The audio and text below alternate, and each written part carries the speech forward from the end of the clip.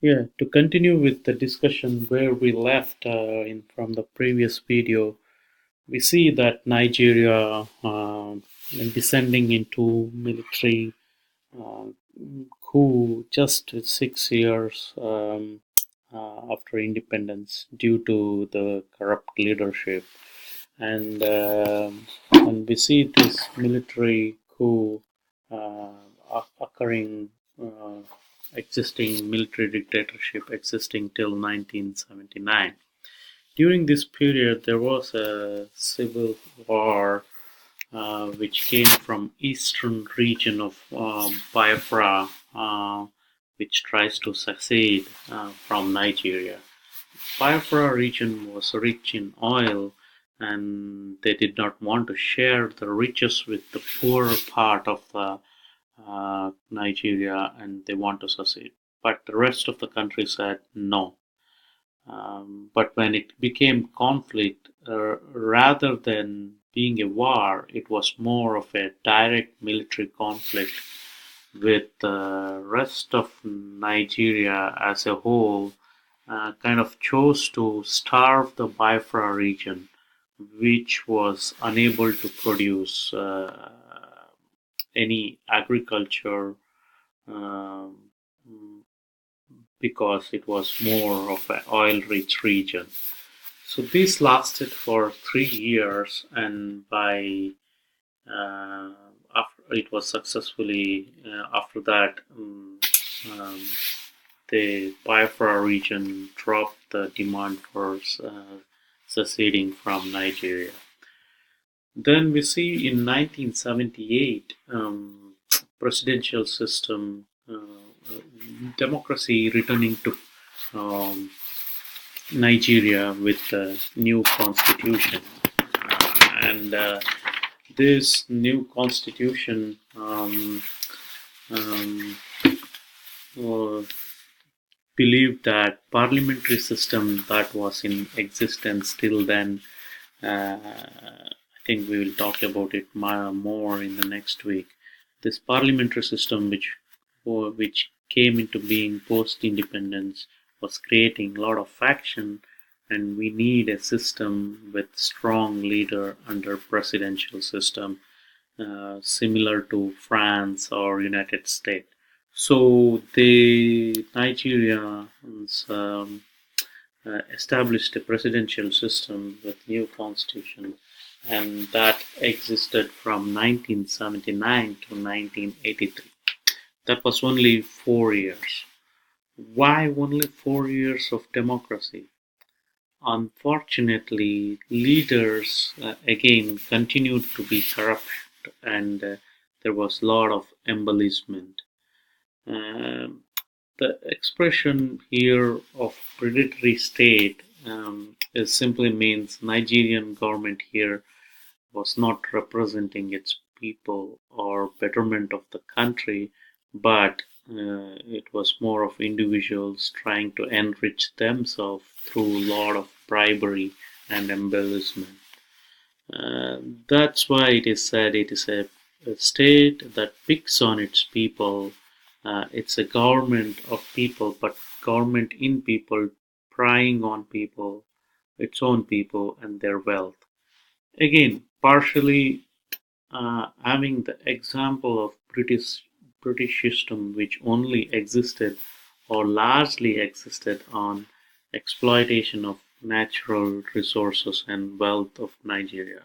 Of course, I mean it would be foolish to think that Britishers were there in Nigeria for the betterment of their Nigerian society. No, Britishers were there for exploitation of natural resources which were in abundance in Nigeria.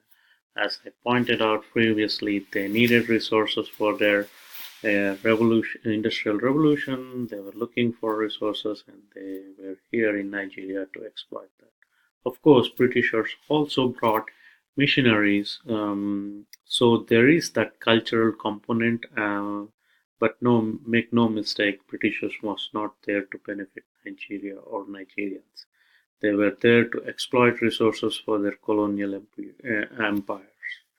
This means Nigerians saw that this British system was simply extracting resources and not reinvesting, but just exploiting and extracting.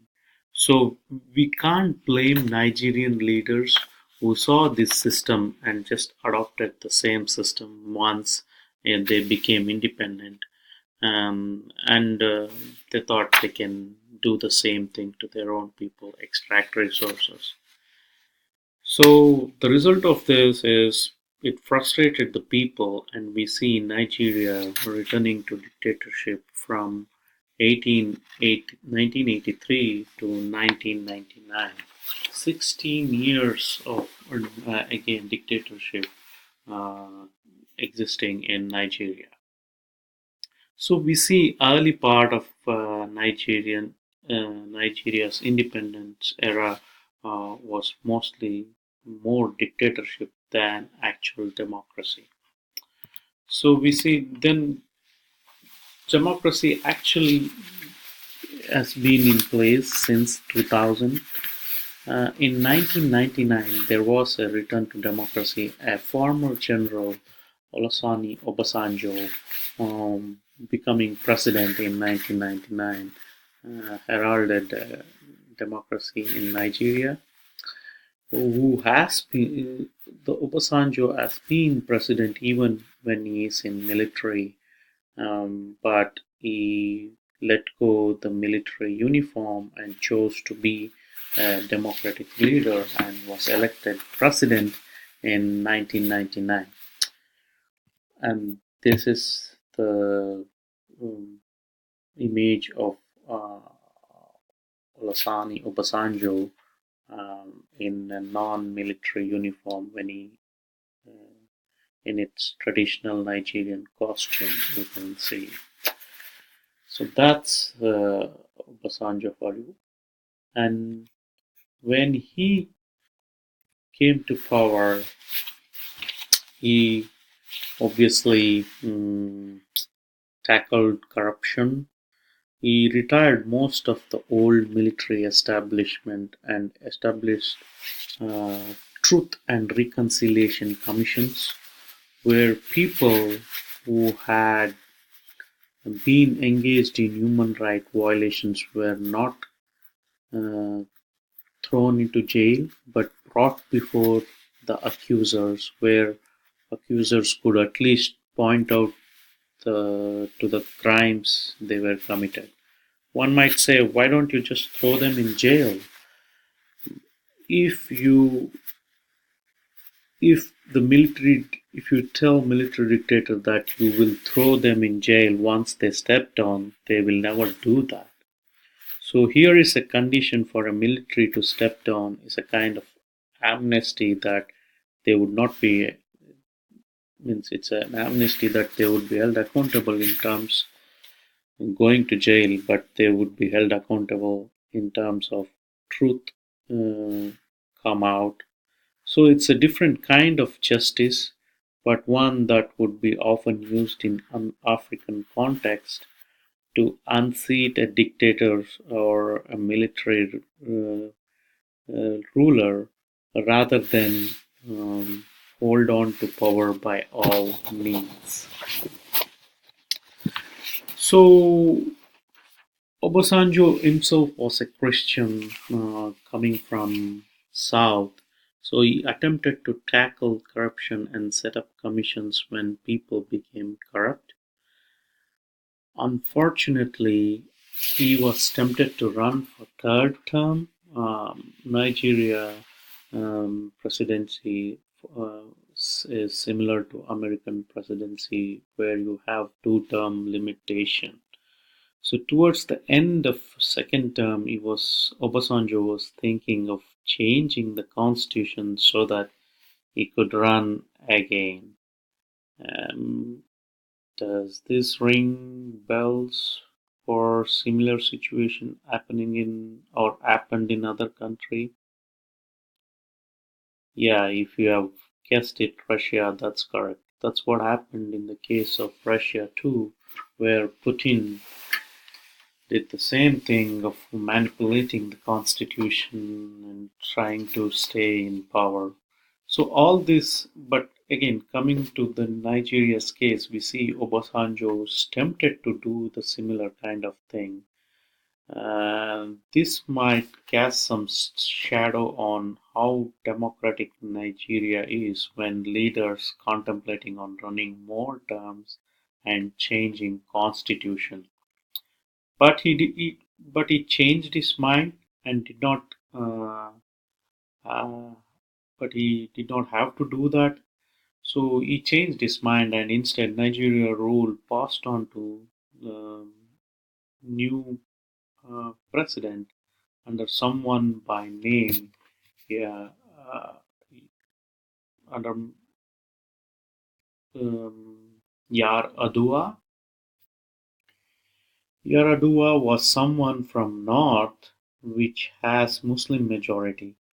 His transition was somewhat mysterious, and he went abroad for treatment of illness, and he died abroad.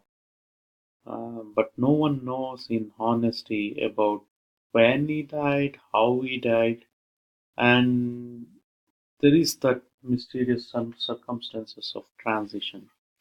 Yaradua was succeeded by someone second in command by name Goodluck Jonathan, who was on the ticket to balance the mainly uh, from Nigerian north with the Nigerian south. Uh, so he comes into power. So that for that brief movement, there is some Muslim democratic leader who did not last long because Yaradua died. However, during the Yaradua period, one of the things that we know is that he was quite permissive of Sharia law in the north. So, what is this Sharia law? Sharia law is a law that is based not in a democratic fashion, but is based on a system of justice as laid out in the Quran. Um, Again, the critics argue that though Sharia law itself is an interpretation of the Quran, there are various interpretation of Quran, but anyway, the broader idea is Sharia law is based on the justice system laid out in Quran, the holy book of Islam. So this might so you one might see the cases of Nigeria where you might have read of women accused of adultery were stoned to death, and criminals and robbers caught and if caught getting their hands cut off. So it's a kind of mob justice, but certainly it's a reflective of Sharia law which was practiced in the north of Nigeria. Yaradua passed this very quickly and gave a lot of regional independence to the north, many of which be continue to proactively follow Sharia law even after his passing, even after Good Luck Jonathan came into power. So that's one thing. Next, we see is in 2015, Muhammadu Buhari coming to power. So that uh, prompts the question: is this a more democratic leader? This question is asked because previous leaders like Obasanjo, Yaradua, and Goodluck Jonathan were all members of People's Democratic Party. With Buhari, Muhammadu Buhari, we have a first person who is not from PDP, which is People's Democratic Party, but from a different um, party similar to the case of Mexico. We finally have some rotation in terms of party in power. Instead, we have All Progressive Congress,